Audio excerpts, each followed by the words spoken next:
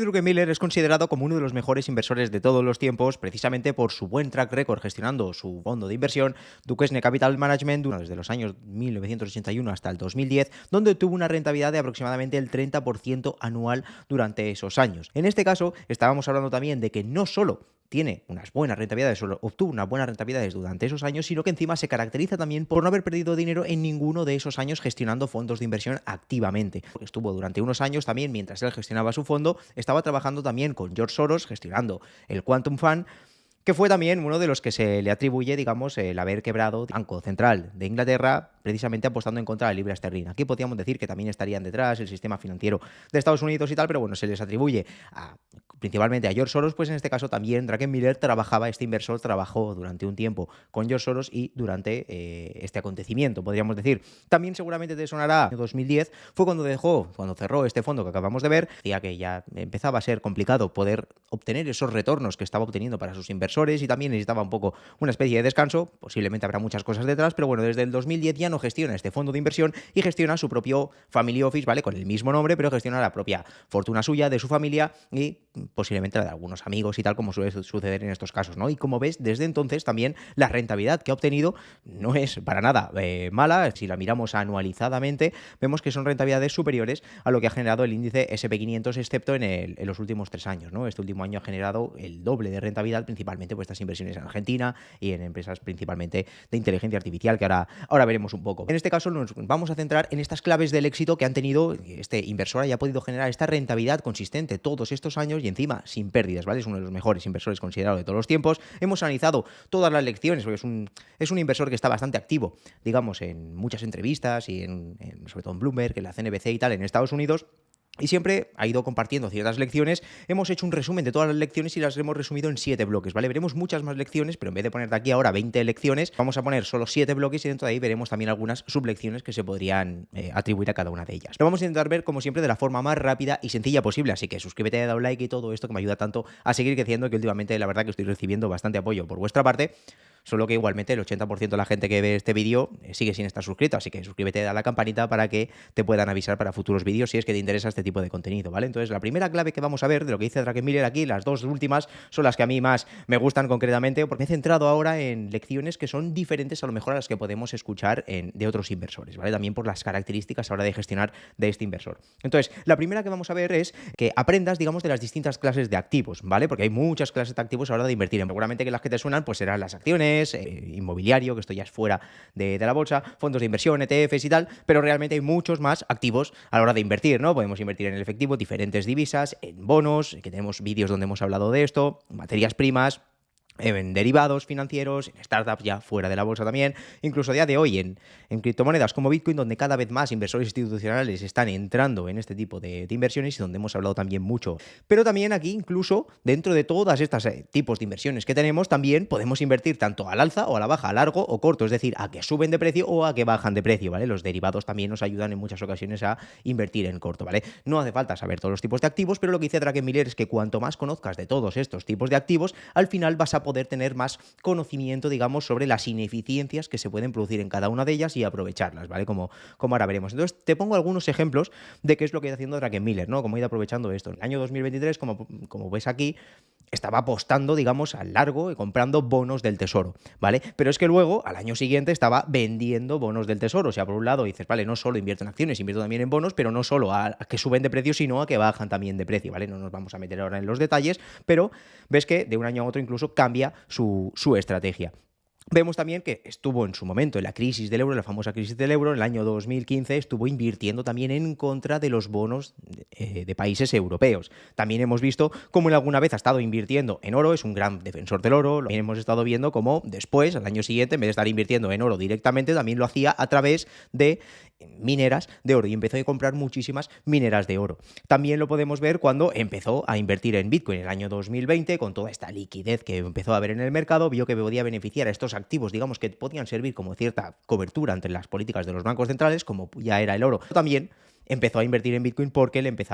veía que le podía beneficiar toda esta situación, ¿vale? Veis que va centrándose en diferentes tipos de activos financieros según el momento, según la oportunidad que va detectando. También podemos ver que, igual que hemos visto con el oro, invertía en oro y luego invirtió en mineras de oro, con el caso del Bitcoin también invirtió en Bitcoin, pero es que después lo que hizo fue vender Bitcoin y ahora, recientemente, lo que está haciendo, teniendo exposición a Bitcoin, es a través de haber comprado recientemente una minera de Bitcoin. También podemos ver que cuando estuvo invirtiendo en Argentina este año, luego hablaremos un poquito más detenidamente de esto, pero estuvo invirtiendo en Argentina este año 2024 con la entrada de Javier Milei, viendo la evolución que podía tener positivamente este país, luego lo veremos como te digo, y empezó a invertir en acciones argentinas, pero es que también lo que hizo fue comprar directamente un ETF de acciones argentinas, o sea, no solo invirtiendo en empresas argentinas directamente, sino en índices que englobaban todas las empresas cotizadas en Argentina, ¿vale? O al menos las más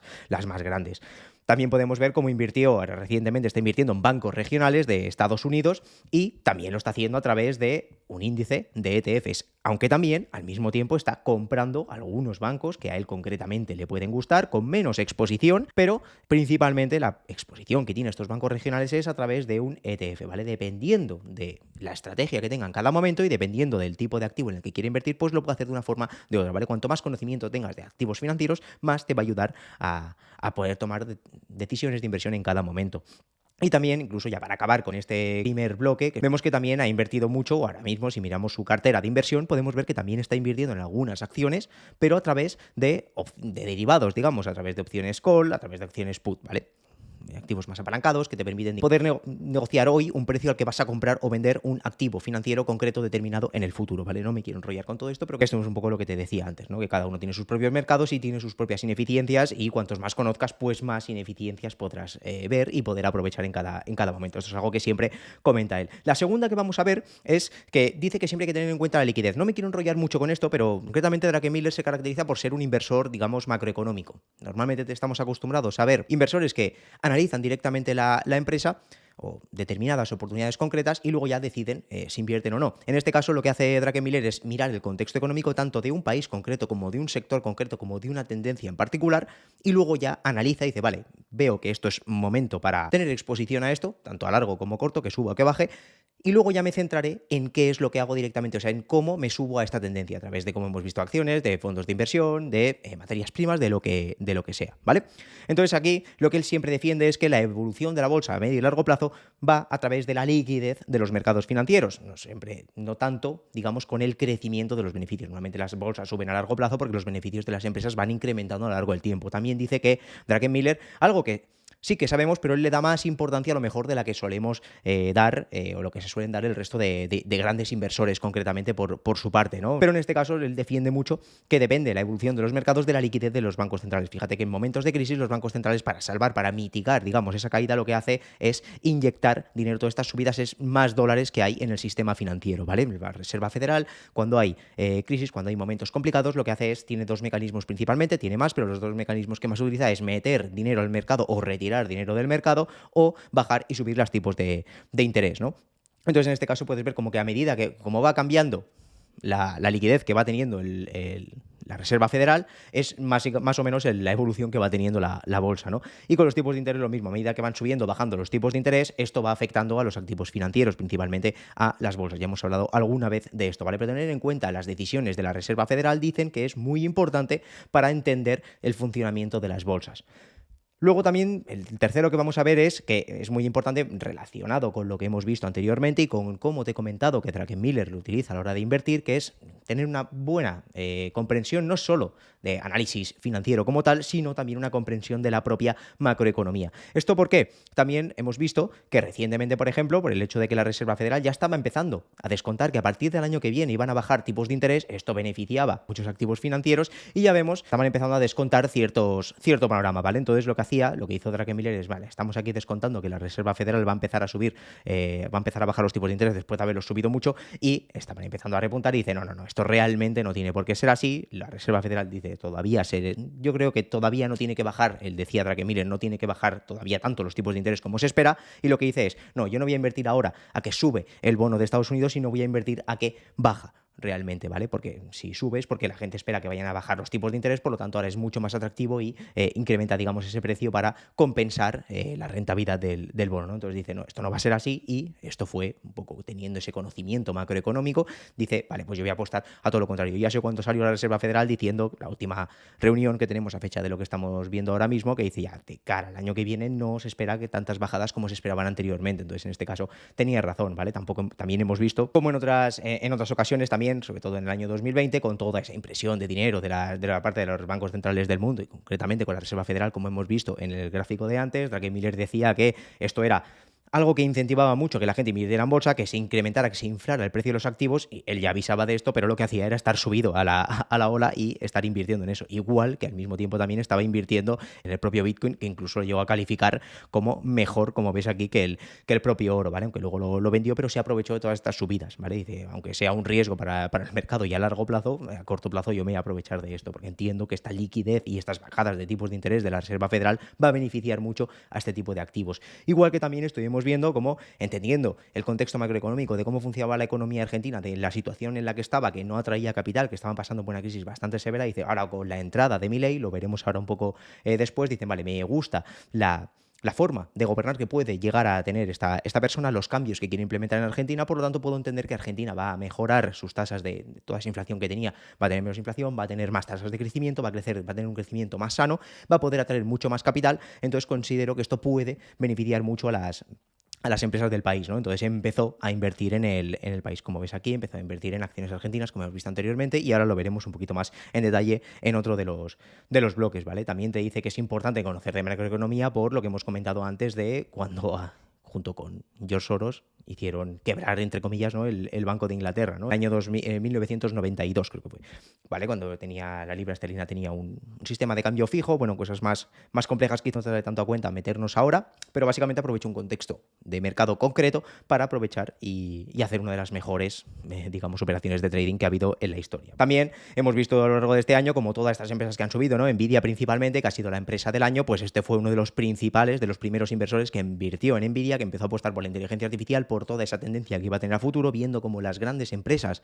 todas estas Google, Amazon, Meta, Microsoft, etcétera, estaban empezando a invertir en inteligencia artificial y empezó a invertir en empresas que podían ser muy beneficiarias, principalmente Nvidia. Cuando ya subió tanto Nvidia que todo el mundo se subió al carro, empezó a vender y empezó a comprar otras empresas como son Palantir y como son la propia Broadcom, ¿vale? Que son las empresas dentro de inteligencia artificial que más están de moda recientemente, sobre todo Palantir, que ya estuvimos hablando también en un vídeo que te dejaré por aquí arriba y te dejaré en la descripción, donde vimos que era la empresa favorita por muchos inversores, principalmente Druckenmiller estaba empezando a comprar esta empresa y estaba empezando a vender acciones de Nvidia después de toda la subida que habían tenido y lo bien que ha funcionado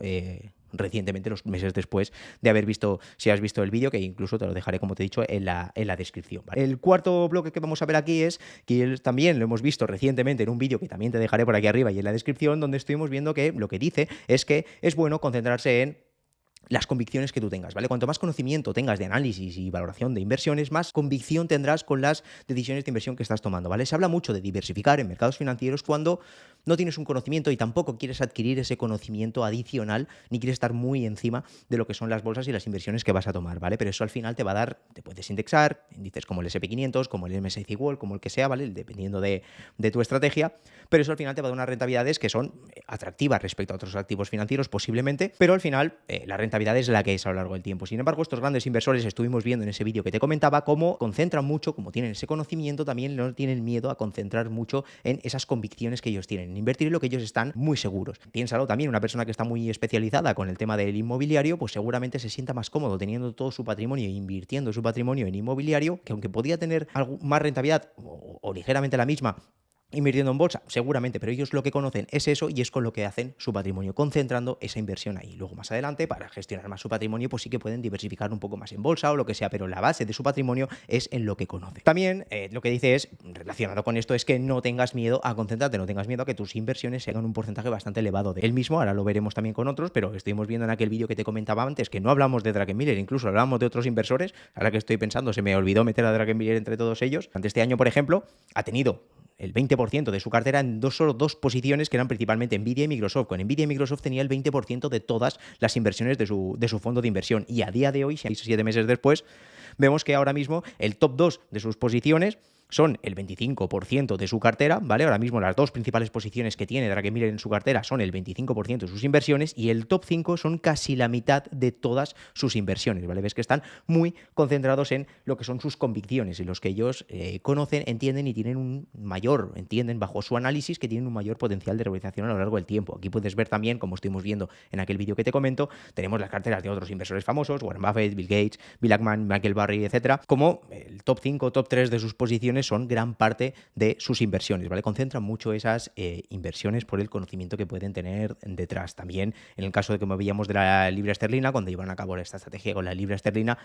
se dice, tampoco tenemos datos concretos de esto, pero es que al final la apuesta que llegaron a hacer era más todavía del doble del dinero que tenía el total el fondo. Acabaron invirtiendo en esa operación más del dinero que gestionaban a través de productos derivados, también con ciertas coberturas, también teniendo en cuenta que estaba el sistema financiero posiblemente detrás respaldando de cierto modo esta operación, pero que estaban centrando gran parte de su patrimonio, y estamos hablando de miles de millones de dólares, en una operación concreta. Con todo esto pues nos dice que la diversificación es buena para personas que saben lo que hacen, es un poco la conclusión que obteníamos en ese vídeo que te comento, pero dicen, si no sabes lo que haces y tampoco quieres saber sobre análisis financiero, todo el mundo que tiene por qué saber de esto, si no quiere ni quiere adentrarse en esto, simplemente quiere tener su dinero ahorrado y invertido ahí, que no vaya perdiendo valor en el tiempo, pero saber que no lo tiene parado en el banco, sí que lo mejor es la diversificación. Cuando sabes lo que haces, o sabes al menos lo que estás haciendo, te puedes equivocar, todo el mundo se puede equivocar, pero para eso tenemos otra de las claves que veremos ahora. Lo que acaba generando más revalorización del patrimonio a lo largo del tiempo es estar concentrado en ideas que tienes muy bien analizadas. Para todo el tema de diversificación y tal, pues ya estuvimos hablando también en otro vídeo que te dejaré por arriba y en la descripción del My Investor Equiponderado, que puede tener bastante sentido en vez de invertir en el SP500, por el hecho de que está muy concentrado en determinadas empresas que han subido mucho,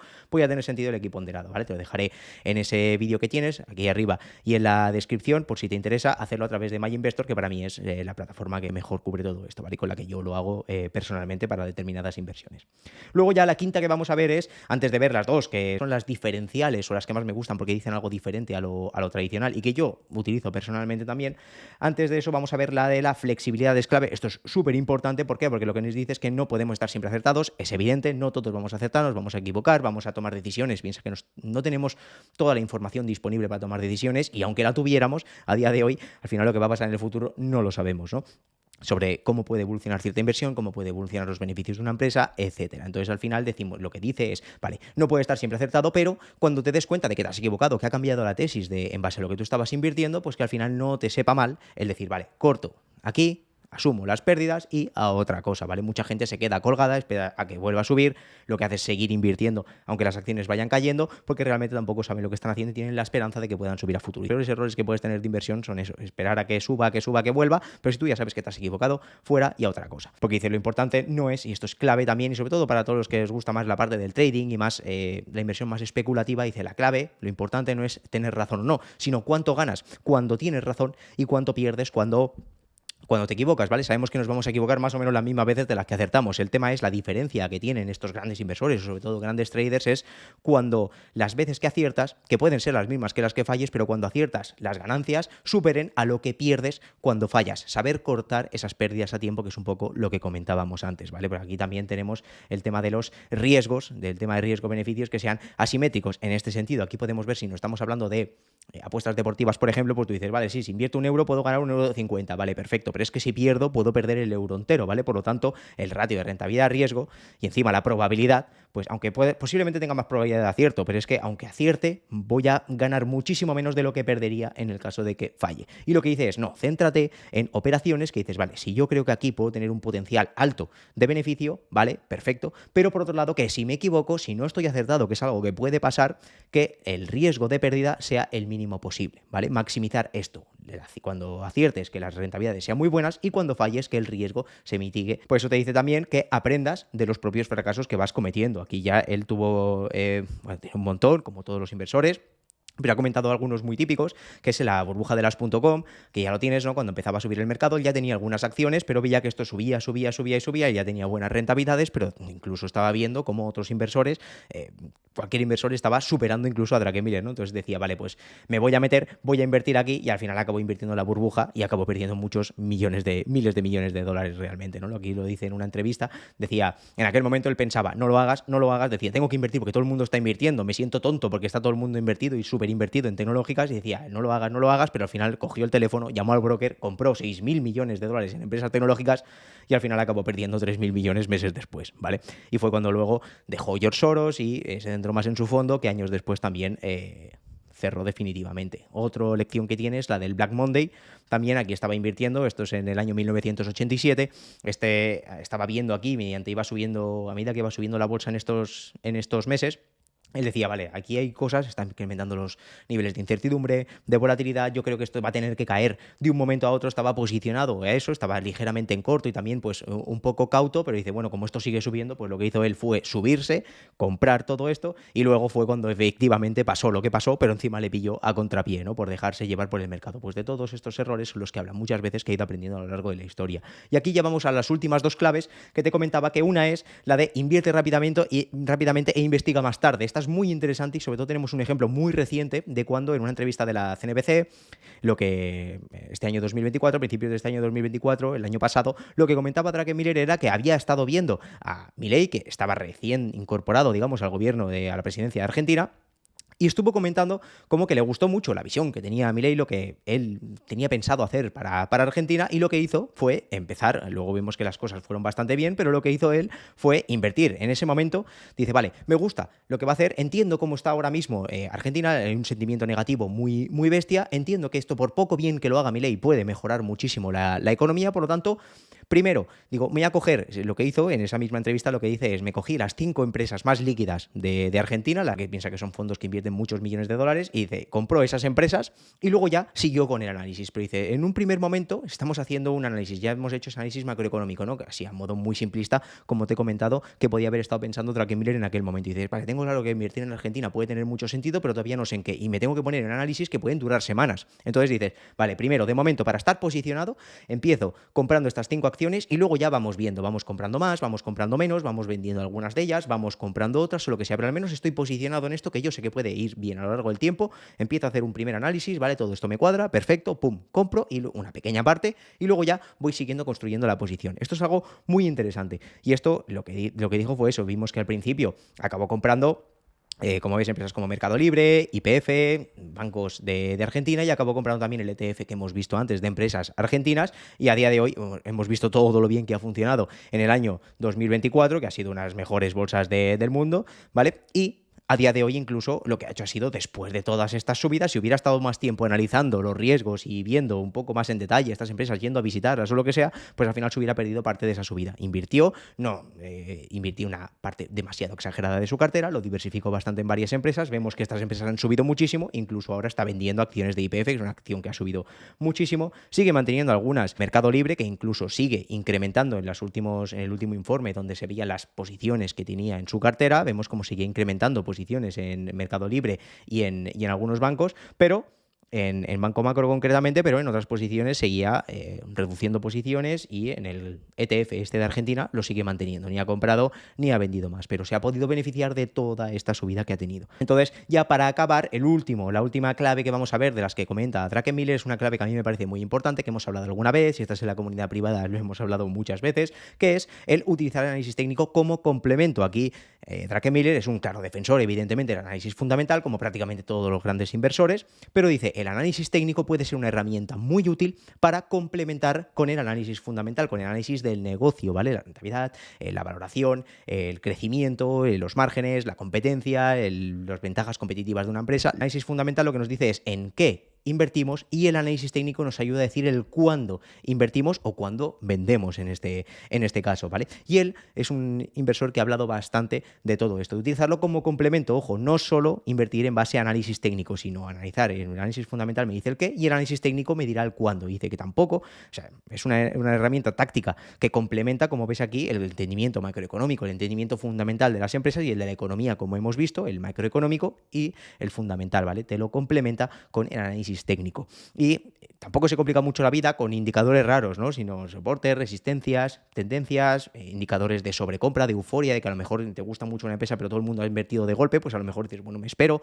o lo que sea, ¿vale? O no es el momento. Si la tendencia es buena, pues a lo mejor se incorpora antes esta primera entrada que te comentaba antes, ¿no? Dices, me ha gustado esta inversión, he hecho una primera entrada y encima la tendencia está acompañando, pues eso posiblemente lo que me está indicando es que más inversores se están sumando a esta tendencia y están viendo lo mismo que yo, y cuanto antes me posicione, mejor. Esto es una forma muy simplista de verlo, pero es como yo también lo suelo utilizar en muchas cosas, ¿no? Me puede gustar mucho una empresa, si me gusta, la dejo en mi radar, aunque tenga mucho potencial de revalorización. Si yo veo que está en plena caída, pues a lo mejor no es el momento, porque el gráfico me puede decir que el sentimiento es muy negativo y que puede seguir cayendo. Cuando yo vea que ha llegado a un suelo, a lo mejor yo ya sé, como siempre sabemos todos, que no vamos a comprar en el suelo, pero cuando ya tengamos un cierto indicador de que, vale, ya ha salido todo el mundo que tenía que vender, ya se ha descontado todo el pesimismo más extremo de esta empresa, ahí es cuando nos podemos sumar, ¿vale? Es un poco este tipo de indicadores, para este tipo de cosas es para lo que lo utiliza. Y también para gestionar el riesgo, ¿vale? Para este stop loss, lo que te decía antes, cuando salimos, cuando es el momento de vender, pues utiliza también el análisis técnico. Puede ser muy útil en ciertos modos para decirte cuándo tienes que vender, o para ayudarte a poner más probabilidades a tu favor de cuándo puede ser un buen momento para ello, ¿vale? Aquí te dejo las 7 claves, que esto es un poco todo lo que hemos ido viendo. Recuerda también que nosotros estamos hablando de grandes inversores, pero nosotros no tenemos las mismas herramientas que tienen ellos, ¿vale? Ellos tienen equipos de análisis muy bestias, tienen acceso a un tipo de información que nosotros no tenemos, ellos están a un golpe de llamada de hablar con cualquier directivo de empresa del mundo, de tener mucha más información de primera mano que nosotros, incluso de hacer productos a medida a través de bancos de inversión que nosotros no tenemos. Esto es evidente, ¿vale? Pero sobre todo, cuando tú quieras actuar como inversor personal, entiende tu perfil de riesgo, ¿vale? El riesgo que estás dispuesto a asumir, un poco lo que comentábamos anteriormente, dependiendo de ese riesgo que estés dispuesto a asumir, y sobre todo el grado de implicación que quieras tener en análisis. Todo esto nos sirve de mucho si no te quieres adentrar mucho en análisis financiero, o en tomar tú las propias decisiones, y aunque no sea así, aunque lo hagas a través de productos más diversificados, como puede ser el S&P 500, el MSCI World o el que sea, es bueno tener una mínimo, digamos, de aprendizaje, ¿vale? Y de conocimientos para saber que a lo mejor cuál es lo más adecuado para ti en cada momento, en qué momento subir esa exposición, en qué momento bajarla, en qué momento, por ejemplo, es más interesante pasar del S&P 500 al S&P equiponderado, en qué momento a lo mejor es interesante decir, vale, si quiero invertir, me lo invento, en China o en India, por ejemplo, que estuvimos hablando hace unos meses, que era muy interesante, ahora ya ha subido bastante, pero en su momento era muy interesante, y para los próximos años lo puede seguir incluso siendo, pero dices, bueno, en vez de meterme a analizar empresas de la India, pues ya directamente lo puedo hacer a través de ETFs. Pero eso, teniendo un mínimo análisis financiero, pues ya te puede ayudar a tomar ese tipo de decisiones, aunque no sea directamente a comprar activos financieros concretos, pero a saber en qué escenarios me puedo posicionar mejor, ¿vale? Cuanto más conocimiento tengas, te va a ayudar muchísimo más a la toma de decisiones de inversión, y más te vas a diferenciar del resto, ¿vale? Y ya para acabar, ya sabes, todo esto lo tenemos nosotros en mi newsletter gratis. Ya sabes que aquí tenemos análisis que hacemos gratuitos para todos, donde aprendemos conceptos complejos de forma sencilla, con ejemplos reales, un poco como hemos estado viendo